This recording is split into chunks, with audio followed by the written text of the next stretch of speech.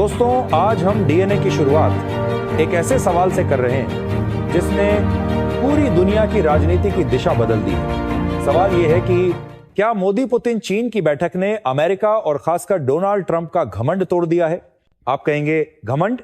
कौन सा घमंड? तो इसका जवाब है वो घमंड जो दशकों से अमेरिका की विदेश नीति का हिस्सा रहा है। वो घमंड कि दुनिया की हर बड़ी समस्या का हल वॉशिंगटन से ही निकलेगा।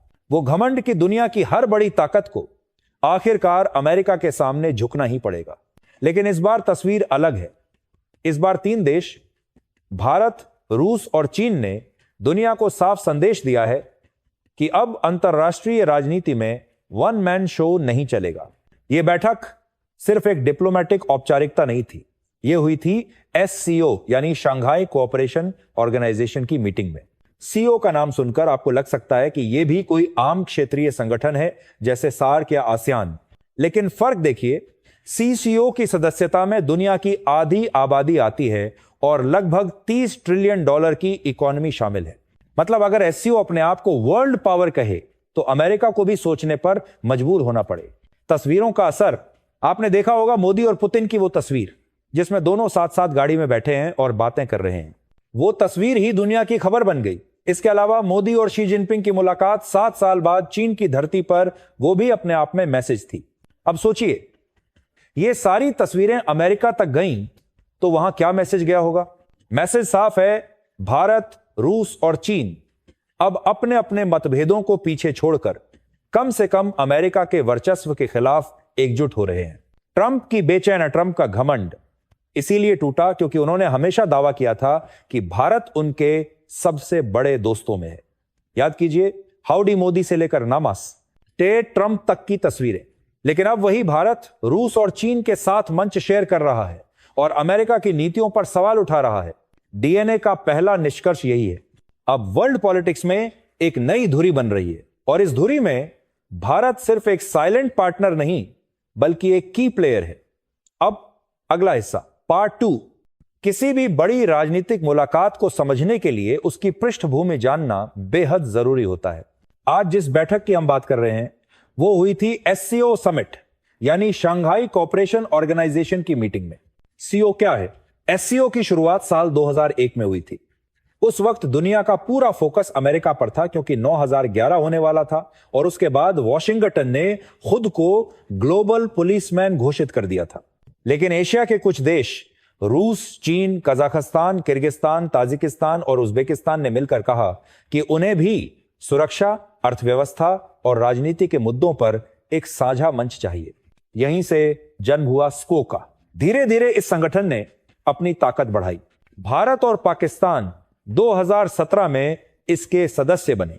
आज के वक्त में SCO सिर्फ एक रीजनल ब्लॉक नहीं बल्कि एक ग्लोबल प्लेयर है।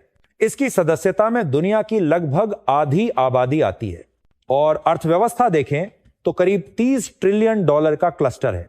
क्यों अहम है यह मंच? क्योंकि इस मंच पर वो देश शामिल हैं जो सीधे सीधे अमेरिका का ई नीतियों से प्रभावित होते हैं।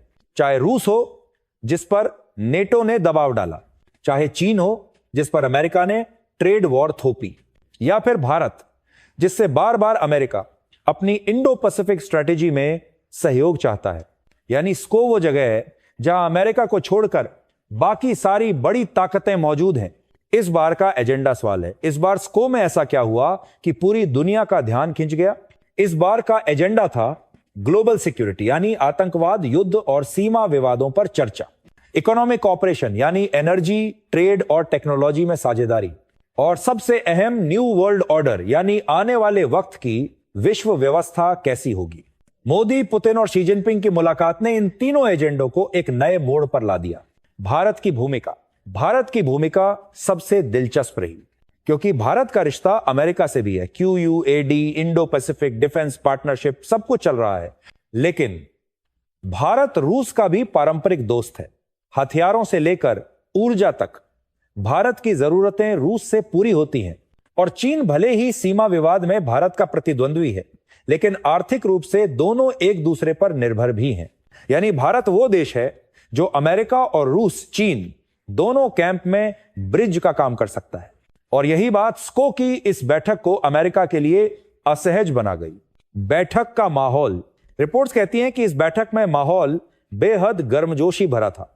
मोदी ने अपने उद्घाटन भाषण में साफ कहा, दुनिया अब एक तरफा फैसलों से नहीं चलेगी। हमें मिलकर ऐसे समाधान खोजने होंगे जो सबको स्वीकार्य हों। यह लाइन अमेरिका के लिए सीधा संदेश थी, क्योंकि एक तरफा फैसले यानी यूनिलैटरल डिसीजंस तो दशकों से अमेरिका ही लेता आया है। पुतिन ने अपने भाषण में यूक्रेन युद्ध और पश्चिमी प्रतिबंधों का मुद्दा उठाया।